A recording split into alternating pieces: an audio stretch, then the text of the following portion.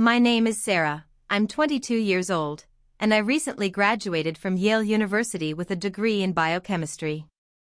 My parents were never thrilled with my choice of major, but for some reason, they decided to throw a huge party to celebrate my graduation. It seemed strange, especially after they had called me a useless freeloader just a week ago. Watching the bubbles in my champagne glass, I saw out of the corner of my eye how my father, thinking no one was looking, quickly slipped a white powder into my drink. In that moment, my blood ran cold. My own father was trying to poison me here, in our home in Connecticut. To understand why my parents would take such a step, one must first look at our family. We, the Sinclairs, were far from the image of the perfect American family. My father, Jonathan Sinclair, built his Sinclair Biopharma empire from practically nothing, turning a tiny lab in Boston into a multi-billion-dollar corporation. In business circles, he was known for his ruthlessness. Rumors circulated that his competitors would mysteriously lose funding or face sudden regulatory audits.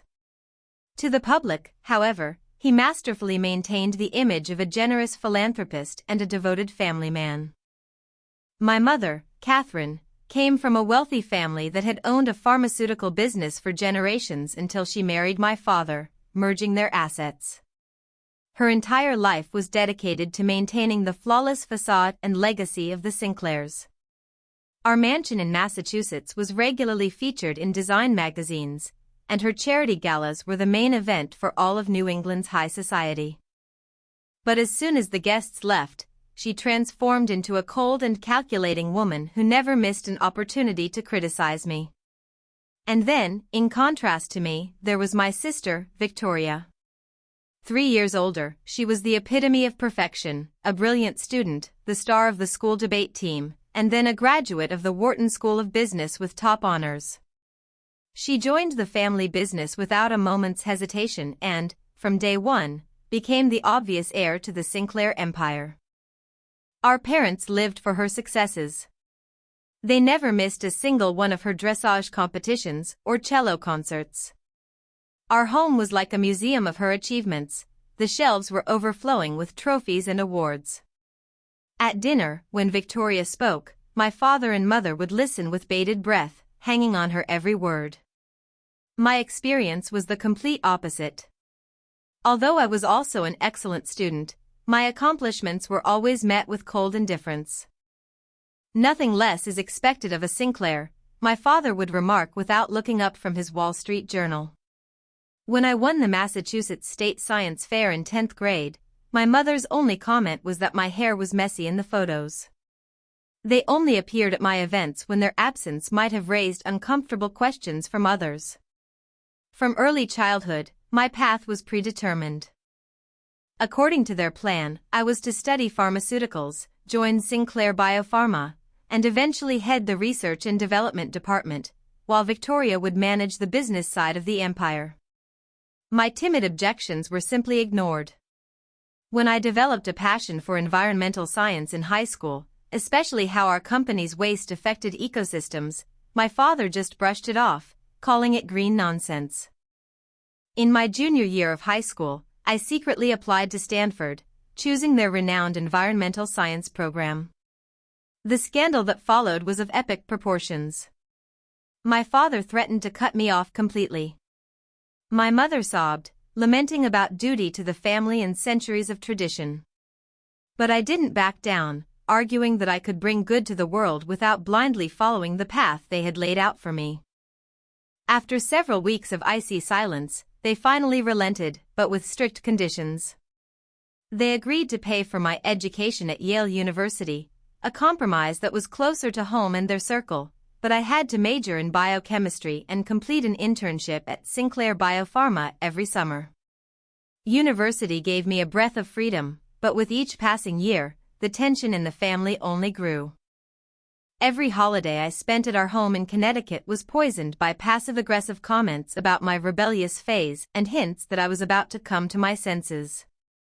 In my junior year, the pressure intensified. They started bombarding me with job descriptions for positions in the research department at Sinclair Biopharma. When I received an internship offer from a nonprofit environmental organization in California, they gave me an ultimatum: either I turn it down, or they stop paying for my education. To avoid bending to their will, I paid for my last year at Yale myself by taking out student loans. However, I had an ace up my sleeve that my parents, until recently, knew nothing about. My maternal grandmother, Beatrice, had left me a substantial trust fund, which I would gain access to upon graduating from university. My grandmother, herself a brilliant chemist forced to remain in her husband's shadow, was the only one in the family who encouraged my independent spirit. My parents found out about the fund just 3 months before my graduation when their lawyer accidentally let it slip. Victoria later told me that our father, Jonathan, was furious. The trust was impeccably drafted and gave me complete financial independence. But most importantly, it had one clause: if I were to die before coming into my inheritance, all $15 million would go directly to my parents. The last few months in New Haven passed in unusual silence. The usual barrage of messages and calls from my parents pressuring me about working at Sinclair Biopharma suddenly stopped. Instead, they showed a strange, almost feverish interest in my graduation. My mother, Catherine, called and insisted that they absolutely had to throw me a grand celebration, worthy of the Sinclair name. Now I understand that this abrupt change in tactics should have been the first warning sign. The morning of graduation was clear and sunny, a perfect May day. I stood in front of the mirror in my New Haven apartment, adjusting my graduation cap, a mix of pride and inexplicable anxiety churning inside me. For years of hard work at Yale, a 4.1 GPA, and I had deliberately carved out a path away from the Sinclair legacy. I had done it. My phone vibrated. A text from my father: the car will be there at 8:45. Don't be late. I found them at the entrance to the main hall. My father, Jonathan, was, as always, engrossed in his phone, checking work emails. My mother, Catherine, gave me an appraising look. "Couldn't you have done something more decent with your hair?" she said instead of a greeting. "We'll have a family photo shoot after the ceremony." Not a word of congratulations. Not a hint of pride. Just the usual criticism. Only Victoria, standing a little to the side, caught my eye and sent me a faint but encouraging smile. "Sarah." The tension was broken by the voice of my best friend, Chloe. She ran up to me, with our mutual friend Maya hurrying behind her. They were my family, my lifeline at Yale. "We did it," Chloe whispered, hugging me tightly, and added, "Your parents have the same look on their faces, like they've swallowed something sour." As we were discussing our future plans, I noticed my parents step aside. Their conversation looked tense. I couldn't hear everything, but a fragment of my father's sentence reached me: "We have to handle this today, before it gets out of control." My mother nodded grimly and then caught my eye. Her face instantly lit up with a practiced socialite smile. "Darling, it's time to take our seats." The graduation ceremony itself was a blur: speeches, a succession of names, and finally, the pleasant weight of the diploma in my hand. When Sarah Sinclair, summa cum laude, echoed through the hall, I heard Chloe and Maya's enthusiastic cheers. In contrast, my parents' polite, restrained applause was almost inaudible. Immediately after, a car was waiting for us, which took us to New York City, to the St. Regis Hotel. My parents had rented the entire rooftop terrace for my graduation party. The luxury was staggering: ice sculptures, champagne fountains, tables groaning with delicacies, and even a small orchestra playing in the corner. Everything was drowning in fresh flowers, and a hired photographer was already circulating among the arriving guests, creating the perfect picture for the society pages. "Quite a show your parents have put on," Dr. Evans remarked, approaching me with a glass of water. Years ago, he had been my father's research partner before leaving to teach at Yale. He had become my mentor, one of the few connections to my family's world that I genuinely cherished. "Thanks." It's a bit much, isn't it? Not their style at all. At least, not for me, I replied, scanning the crowd. Most of the guests were strangers to me. Dr. Evans followed my gaze. Business partners, he nodded toward the men my father was speaking with. And over there, with your mother, is Gerald Thorne, your family lawyer. He lowered his voice. Things have been tense at Sinclair Biopharma lately. There are rumors of irregularities in the clinical trials. Your father is in meetings constantly. A knot formed in my stomach. Be careful, Sarah, he added, choosing his words carefully.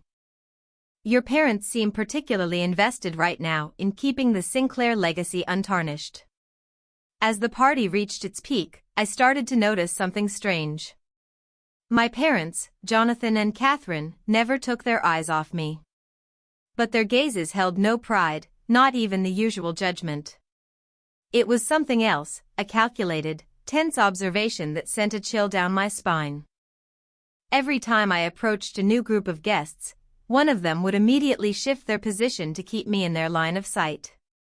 When I reached for an appetizer, Victoria appeared beside me. Something isn't right here, she said quietly. Dad has asked me several times if you've shared your life plans with me. And Mom hasn't taken her eyes off the clock, as if she's waiting for some kind of signal. Before I could say anything, Jonathan tapped his glass, calling for everyone's attention. In 15 minutes, we will make a special toast to our graduate, he announced with a perfectly practiced smile. My eyes fell on the waiters who were already preparing rows of champagne glasses on silver trays. Then, my father beckoned the head waiter over and pointed to a specific bottle with a gold label. That one, his words reached me. It is reserved exclusively for the family. 20 minutes before the toast, I decided to step away to the ladies' room. There was a line at the main restroom, so I turned down a service corridor to use the staff toilet I had noticed earlier. As I got closer, I heard angry whispers from behind a slightly ajar storage closet door. Are you really sure this is necessary? It was my mother's voice, Catherine's, tense and cracking. Do you want to lose everything we've built, my father, Jonathan, hissed back. The FDA investigation is gaining momentum. If they find those reports, we're finished. And this trust gives her financial independence. What if, with her green ideas, she decides to dig into our plant and finds out about the river pollution? She has enough righteous anger for that. But to slip her something at her own party, Jonathan. We could just talk to her again. Has talking to her ever worked? She's stubborn. The dose is enough to make her very sick, but not to kill her. She'll end up in the hospital for a few days with symptoms of food poisoning. That will give us time to deal with the documents before she gets the money. And the lawyers confirmed, if she dies before the official transfer of funds next week, all 15 million goes to us. Keep your voice down, my mother cut him off sharply. Someone might hear us. Pressing my back against the wall, I held my breath, feeling an icy terror seize my entire body. It was them. My mother and my father. And they had a plan. The thought was so wild and unimaginable that my brain refused to accept it. And yet, the part of me that thought like a scientist was already dispassionately analyzing their scheme. My father's words about the dosage, non-lethal, but enough to incapacitate me. They were going to use a drug that mimicked acute food poisoning to ensure my hospitalization for several days.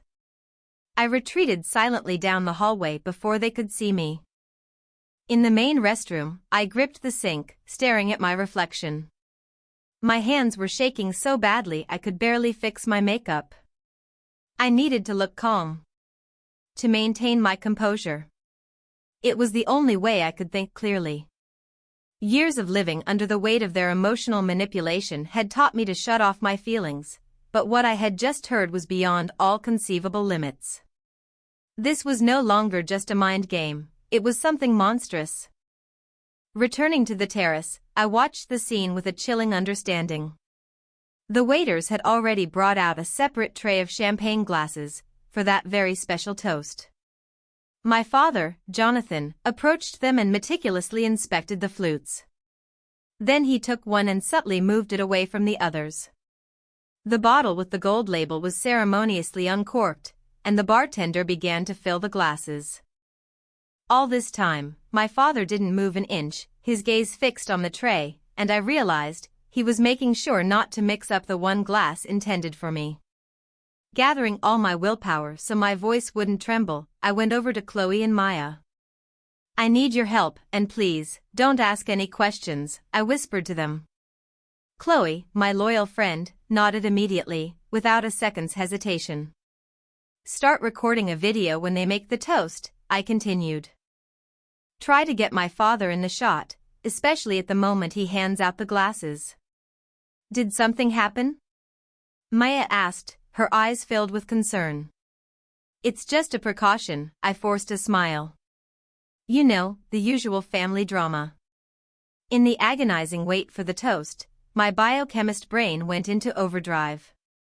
My father had surely used something from the Sinclair Biopharma labs, some experimental, hard-to-trace toxin that perfectly mimicked the symptoms of severe food poisoning. I ran through the possible signs in my head: nausea, dizziness, pain. I needed to recognize them instantly. If their plan worked, I would have to tell the doctors at the hospital exactly what to look for. As my father gathered everyone for the toast, a cold realization came to me: I needed proof. Simply refusing the glass of champagne wasn't an option. They would find another way. I needed to obtain irrefutable evidence of their attempt on my life, something concrete that they couldn't deny or dismiss as an accident. Everything happened as if in a slow-motion nightmare. While the waiters served champagne to the guests, my father, Jonathan, personally attended to our family, filling our glasses from the special bottle. "On a day like this, the family deserves the very best," he announced cheerfully for those standing nearby. He handed a glass to my mother, then to Victoria. And finally, he held a flute out to me. His eyes met mine, there was a smile on his face, but his gaze was as cold as ice. In that moment, which seemed to stretch into an eternity, I saw it clearly: a faint, almost imperceptible cloudiness at the bottom of the glass, where the powder hadn't fully dissolved. The large signet ring on my father's finger glinted as he practically forced the glass into my hand. "To Sarah," Jonathan proclaimed, raising his own glass high. "May your future be exactly what you deserve." The hidden threat in his words was almost palpable. I brought the poisoned glass to my lips but didn't touch it, only pretending to drink along with all the guests who were taking their first sip at that moment. One moment, my mother, Catherine, gently interrupted. "Jonathan, dear, perhaps you'd like to say a few words about our daughter in honor of this occasion?" My father cleared his throat, instantly donning the mask of a charismatic speaker. "Sarah has always been distinguished by her strong will," he began, phrasing it in a way that sounded like praise to the guests, but to me, it echoed with years of veiled criticism. "And while her choices have been, let's say, unorthodox, today we are here to celebrate her outstanding academic achievements." As he continued his ambiguous compliments, my mind raced. I could see that Chloe, as we had agreed, was recording, her phone discreetly aimed right at us. I had to do something immediately, before he finished speaking and everyone raised their glasses. The poisoned champagne in my hand felt like a grenade with the pin pulled. "And to Victoria," my father added unexpectedly, breaking all traditions of a toast in honor of a graduate who demonstrates to all of us what a true Sinclair can achieve in the world of big business. A model of true family loyalty. Victoria forced a weak smile, clearly embarrassed at being used to spoil my celebration. It was in that moment, in that second of public humiliation, that I knew what I had to do. "And since we're on the subject of my beautiful sister," I said, taking a step forward with the most radiant smile I could muster. I could never have managed without her support. I turned directly to Victoria, raising my glass in her honor. She deserves the very best toast as well. What's more?" I paused and offered her my flute. "This special champagne that Dad chose is too good not to share with you. Please, take mine, sis. I insist." Before anyone could react, I placed my full glass into a stunned Victoria's hand and, with a swift movement, took hers, which was already half empty. For a split second, pure horror flashed across my father's face, which he immediately concealed behind a frozen smile. I saw my mother's knuckles turn white as she gripped her own flute. "To family," I said loudly, raising Victoria's safe glass and holding my father's gaze. Victoria, though confused, instinctively played along, repeated the toast, and took a sip from the glass I had given her. I also took a sip, never taking my eyes off my father. He had turned white as a sheet, and sweat glistened on his temples. My mother's smile froze as she realized what had happened, her gaze darting between her husband and her eldest daughter. The toast was over. The guests applauded, conversations resumed, and the music started again. I forced myself to walk through the crowd and make meaningless small talk, but my entire attention was focused on Victoria. Guilt and fear warred within me. I had no other choice, but I had just let my own sister drink the poison meant for me. I clung to my father's overheard words, "The dose is non-lethal." But what if he had lied to my mother to calm her? What if Victoria had some unforeseen reaction to the toxin? A little over half an hour after the toast, it began. I was chatting with one of my professors from Yale when I heard an alarmed gasp from the other end of the terrace.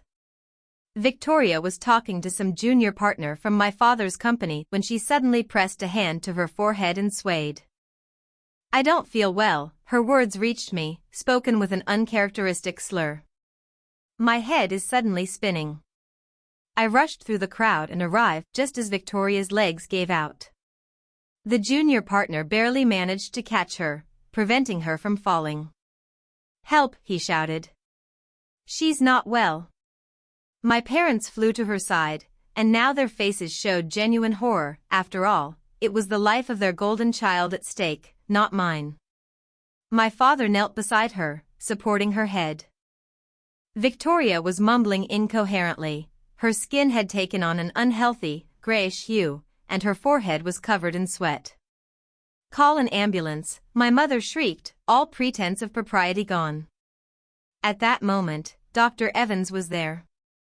The doctor in him instantly took over. He checked Victoria's pulse. "Her pulse is rapid and arrhythmic," he stated. "What was she doing before this?" "She just had some champagne for the toast," the stunned employee answered. Everything was fine, and then suddenly, my father's gaze found mine. It was a mixture of fury and fear as he realized what had happened. I didn't look away. "The ambulance will be here in 5 minutes," one of the guests shouted. I knelt beside my sister. "Stay here," I said firmly to my parents. "I'll meet the paramedics downstairs." They just nodded, unable to tear their eyes away from Victoria, who had started to tremble. In the elevator, I called Chloe. "Lobby. Now. Bring your phone." When the doors opened, she and Maya were already waiting for me. Victoria collapsed, I told them, heading for the exit. "Chloe, give the recording to the paramedics. Tell them, suspected poisoning. Make a backup copy and send it to me." "Oh my God, Sarah, what's happening?" Maya whispered in horror. "Later. Just please, do it." With sirens wailing, the paramedics rushed into the lobby. I intercepted the lead paramedic. "My sister is upstairs. Symptoms: dizziness, tremors, arrhythmia. I'm certain she was poisoned with champagne." He gave me a skeptical look. "I'm a biochemist," I explained. At that moment, Victoria was brought out of the elevator, supported by my parents and Dr. Evans. "Save her," my mother cried as the team rushed to the gurney. "Blood pressure is 90/60 and falling," one of them reported. "Pulse is 120, irregular." As the ambulance was loading Victoria, my father turned to me, his face contorted with rage. "You set this up." It wasn't a question, but a statement. "I only offered my sister some champagne," I replied in an even tone. "The special kind you so wanted me to drink." His eyes widened with a mixture of fear and hatred. You heard us." "Heard what, Dad?" "Your plan?" "Why would I need to eavesdrop on anything?" I challenged him with my gaze. "Unless, of course, there was no plan." "Only one person can ride with her," one of the paramedics said, closing the doors. "Me?" my mother shouted, already inside. My father grabbed my arm in an iron grip. "We're following them." "And you're not going anywhere," he said, his voice right in my ear. The emergency room at New York Presbyterian Hospital was a hub of organized chaos. Victoria was immediately taken to a treatment room, while my mother put on a show, sobbing and telling any nurse within earshot how her precious girl had collapsed for no reason at all. I ignored her and went straight to the charge nurse. "I need to speak with my sister's attending physician immediately," I said firmly.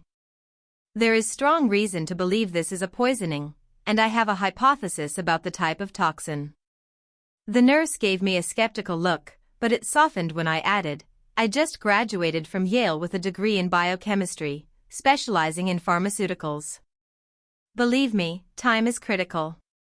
A few minutes later, I was taken aside to speak with Dr. Allen, Victoria's attending physician. "Your sister's symptoms are indicative of anticholinergic syndrome," she informed me. "Tachycardia, confusion, dilated pupils. We're stabilizing her and waiting for the toxicology results. You need to run a targeted analysis for cyclopentolate derivatives," I said bluntly. "My father works with modifications of them at Sinclair Biopharma. They are experimental compounds that won't show up on standard tests." Dr. Allen raised her eyebrows in surprise. "That's a very specific suggestion. What is it based on?" I took a deep breath. "On the fact that I believe my father added it to my glass of champagne, but my sister drank it by mistake." Her professional expression didn't waver, but she picked up her phone.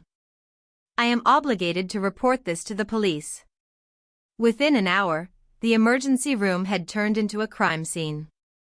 Detectives were questioning the staff, and an officer was posted outside Victoria's room. My parents were questioned in separate rooms. My mother hysterically screamed about her innocence, while my father remained silent, demanding his lawyer, Gerald Thorne. I sat across from Detective Rivera, a woman with a sharp but empathetic gaze. "Tell me everything from the beginning," she requested. And so I did. About the overheard conversation, the powder in the champagne, the decision to switch glasses with my sister. "Why would they do it?" the detective asked. "Money and fear," I replied. "Next week, I gain access to a $15 million trust fund. If I had died, the money would have gone to them. Also, their company, Sinclair Biopharma, is under investigation, and they were afraid I would expose them." Detective Rivera's expression was unreadable, but she made a note. "These are very serious accusations." "I know," I said. "But I have a video of the toast, taken by my friend Chloe. It shows my father handing me that exact glass. You can also talk to Dr. Evans. He's aware of our family issues." Our conversation was interrupted by a knock on the door. Dr. Allen entered with a tablet. "The initial toxicology results are in," she said. "We found traces of a modified anticholinergic agent. It appears to be an experimental compound, not for commercial use." Detective Rivera looked at me. "Explain," she requested. "It's a synthetic toxin," I began.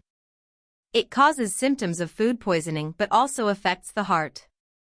These are precisely the types of drugs that were being developed at Sinclair Biopharma. Only someone with access to their research could have obtained it." "Will she be okay?" My voice trembled. Her condition is serious but stable, Dr. Allen replied. We're already administering the antidote. Your quick identification may have saved her from irreversible heart damage. I closed my eyes, feeling a wave of relief wash over me. Thank you. When I opened my eyes again, I met Detective Rivera's scrutinizing gaze. Are you aware that, by your own admission, you knowingly allowed your sister to drink a beverage that you suspected contained poison? A chill ran down my spine. I saw no other way at that moment. I needed irrefutable proof. I was certain the dose wasn't life-threatening and would only cause some illness. My voice wavered. I made a monstrous decision, and now I have to live with it. The door flew open, and my father burst into the room with Gerald Thorne. This is outrageous, he shouted. Sarah is unstable and has always been jealous of her sister. Thorne immediately silenced him, introducing himself as the family's attorney. But Detective Rivera was unmoved. We have a video recording and a toxicology report confirming the presence of an experimental drug in your older daughter's system, she stated. Then, my father abruptly changed tactics. In a calm, calculated tone, he began to describe what a difficult child I had always been, and how, out of resentment and jealousy, I had decided to destroy our family by framing my own sister. Thorne left his business card. All further questions go through me, he said, making it clear they would use their influence. When they left, Detective Rivera picked up the card with 2 fingers, as if it were contaminated. You have an interesting family, Ms. Sinclair. You have no idea, I exhaled wearily. When I entered the dimly lit hospital room, a wave of guilt washed over me. Victoria, hooked up to foreign monitors, looked fragile and pale. Her eyes opened as I approached. Hey, I said quietly, taking her hand. How are you? Like I've been hit by a train, she rasped. They told me. Is it true? Dad, did he really try to poison you? I nodded silently, feeling tears well up. I'm sorry. I didn't know you would drink it. I acted on instinct. But why? She whispered, her eyes a mix of pain and confusion. Grandma Beatrice's trust, I began. The FDA investigation. They were afraid I'd talk about the pollution at their plant. A flicker of recognition crossed Victoria's eyes. The classified reports, she said. The ones on the secure server. I saw them. The heavy metal levels, the waste disposal records. God, they've been dumping waste from their research directly into the river for years. A soft knock on the door, and Detective Rivera entered the room, accompanied by a man in plain clothes. Ms. Sinclair, new information has come to light, she said. For the past 6 months, the FBI has been investigating Sinclair Biopharma on charges of fraud, environmental crimes, and falsification of clinical trial data. I stared at her, stunned. The FBI? Yes. Your parents were already on their radar. Your statement about the poisoning was the final straw for them. Searches were just conducted at the company offices and at your home. The monitor beside Victoria beeped, her heart rate had spiked. Oh, God, she whispered. I signed some papers. Dad said they were just standard reports for the regulators. We will certainly talk to you about that later, Ms. Sinclair, the second officer said gently, addressing Victoria. Right now, you need to rest. When the detectives left, Victoria began to cry silently.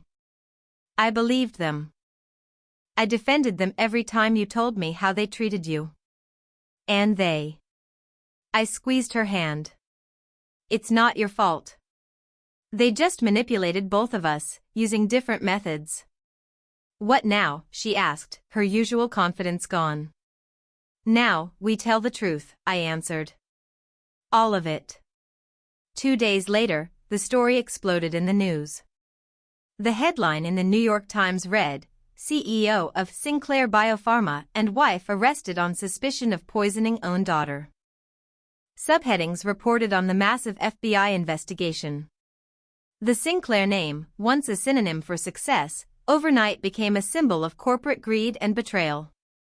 I temporarily moved in with Chloe and Maya, as reporters were camped outside my apartment. Victoria spent another 5 days in the hospital. Upon her release, she was picked up by our Aunt Helen, my mother Catherine's sister, whom we hadn't seen in a long time. She flew in from Seattle as soon as she heard what had happened. The investigation gained momentum. With warrants in hand, the FBI discovered mountains of incriminating documents in the offices of Sinclair Biopharma and at our family home. They found emails proving the systematic falsification of safety data for 3 of their best-selling drugs. Environmental reports confirmed years of illegal dumping of toxic waste, which had poisoned the groundwater in areas adjacent to one of their plants. Detective Rivera kept me updated on the poisoning case. The lab confirmed it was an experimental drug from your father's personal lab, she informed me. He took it 3 days before the party.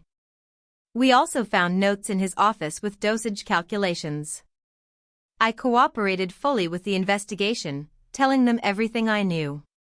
My days became a series of interrogations, meetings with prosecutors, and brief visits to Victoria.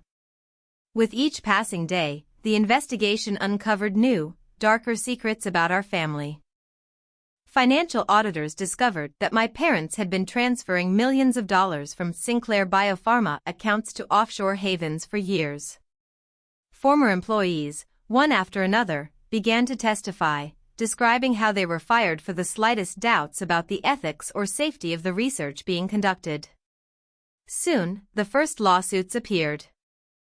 3 families filed suit, claiming their loved ones had suffered fatal complications from side effects that Sinclair Biopharma had deliberately concealed during clinical trials.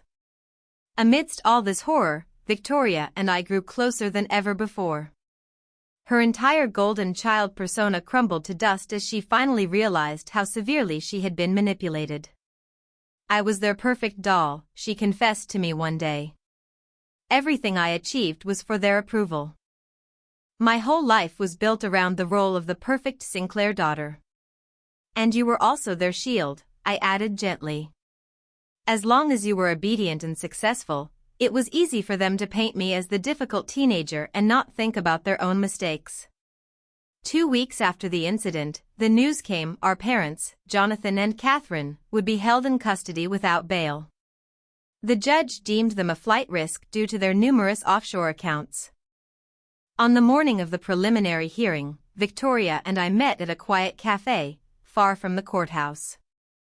She was still moving with difficulty, her body not fully recovered from the effects of the toxin. "Are you ready?" I asked, stirring my cold coffee. "No," she admitted. "But we have to be there. I have to look them in the eye." The steps of the courthouse were occupied by a mob of reporters shouting questions as we made our way inside. A dead silence fell over the courtroom as soon as we entered. All eyes were on us, the poisoned daughter and the one who had been the real target. Our parents sat at the defense table, impeccably dressed despite weeks spent in jail. My mother's eyes filled with tears at the sight of Victoria. My father stared straight ahead, pretending we didn't exist. The evidence presented in court was irrefutable: the video of the toast, the toxicology reports, financial documents proving motive, and even a recorded jailhouse call from my father asking to take care of the problem. The judge ruled that there was more than enough evidence for a trial on all charges, including attempted murder. My mother burst into tears, my father remained impassive. On our way out of the courthouse, surrounded by reporters, Victoria unexpectedly took my hand and addressed them. "My sister and I are cooperating fully with the investigation and ask that you respect our privacy at this time." When one of the reporters shouted a question about whether she was in on it, Victoria turned sharply. "My sister saved my life. Our parents tried to poison her, and she made a split-second decision. The only guilty parties here are Jonathan and Catherine Sinclair, who were willing to sacrifice their own daughter for money. There's your story. Soon, distant relatives began to come forward, their stories confirming that cruelty and manipulation had been the norm in the Sinclair family for generations. Victoria and I hired a lawyer, Claire Donovan, to sever all legal and financial ties with our parents. She confirmed that my trust fund was secure. As for Sinclair Biopharma, we both wanted to walk away from the company, but Victoria rightly pointed out that we had a duty to the victims and the innocent employees. The most difficult question was the inheritance. Claire explained that even after all the payouts and confiscations, something would be left of our parents' personal fortune. We looked at each other, knowing this decision would take time. By the end of the summer, the case against our parents was ironclad, key employees had testified, and the environmental damage was estimated at over $100 million. In August, Victoria and I were helping the FBI with a search of our old home. In my father's safe, they found Grandma Beatrice's diary. In her last entry, she wrote why she had left me the trust. Only Sarah has the conscience and strength to break the vicious cycle of lies in this family. She knew, I whispered, showing the diary to my sister. And you protected me, Victoria replied, squeezing my hand. That's what real family does. 6 months later, I stood on the porch of the lake house my grandmother had left me. The November sun glittered on the water, and here, in the quiet of the Berkshire Mountains in Massachusetts, I could finally breathe. This house, part of my inheritance, had become my temporary sanctuary while I figured out what to do next. The trust fund was officially transferred to me 3 weeks after that graduation. The trustees, given the circumstances, expedited the process. And the first thing I did was create a separate fund for Victoria, to pay for her medical bills and therapy. Physically, she had almost recovered, but the psychological wounds ran much deeper. Special delivery, hot apple cider, a voice called from behind me. Victoria came out onto the porch with 2 steaming mugs, wrapped in one of my oversized sweaters. A month ago, she had moved in with me, selling her city apartment, which was full of bad memories. Just in time, I smiled, taking a mug. I was just thinking about how much everything has changed. Everything, she agreed, settling in beside me. Remember when we used to come here with Grandma Beatrice? She would let us stay up late and look at the stars. I remember how Mom hated these trips, I chuckled softly. She said Grandma was filling our heads with ideas of dangerous independence. Well, she wasn't wrong about that, Victoria replied thoughtfully, her smile fading. The prosecutor called today. They're offering our parents a plea deal. My hands tightened around the warm mug. What kind of deal? 20 years for Dad for attempted murder and environmental crimes. 15 for Mom, if she testifies against him on the fraud charges. She paused. The prosecutor wants to know if we agree to it. I looked out at the lake, where an eagle was soaring above the water. What do you want? I asked. I'm torn, she answered quietly. On one hand, I want there to be a trial, for the whole truth to come out. For them to answer for everything. But on the other hand, I'm so tired and I just want this nightmare to be over. To just turn the page, I nodded. I understand. At that moment, my phone vibrated. A text from Dr. Evans, your interview went great. They are thrilled with your project on cleaning up pharmaceutical waste. Call me when you can. I smiled and showed the screen to Victoria. As soon as the scandal had died down a bit, I had started sending my resume to environmental companies that specialized in industrial cleanup. My knowledge of biochemistry and ecology made me the perfect candidate to tackle pharmaceutical waste specifically.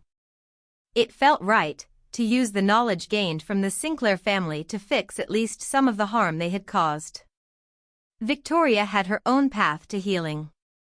She resigned from Sinclair Biopharma the same day she left the hospital and spent months helping the FBI untangle the web of corporate crimes.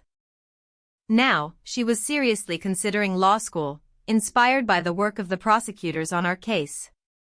"They're seizing our old house next week," she said one day.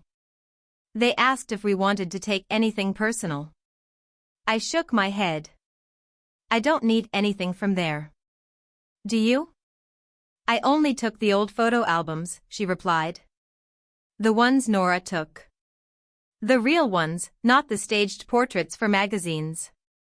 Nora, our housekeeper for 15 years, had been the closest thing we had to a mother. "She's in Florida now," Victoria added. She sent cookies and a note. Said she always believed we'd find the strength to break free. The legal proceedings against our parents moved slowly. Publicly, they screamed their innocence while their lawyers quietly tried to negotiate a deal. The evidence was irrefutable. We learned the most horrific detail from their corporate correspondence.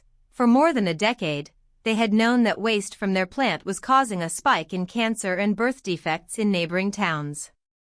They knew, and they systematically covered it up. I channeled my anger into action. With a portion of the trust money, I founded a foundation to help the affected families, to pay for their medical treatment and independent environmental assessments. It couldn't undo what was done, but it was a start to redeeming the Sinclair name. Months went by, and Victoria and I continued on our separate paths, but we did it together.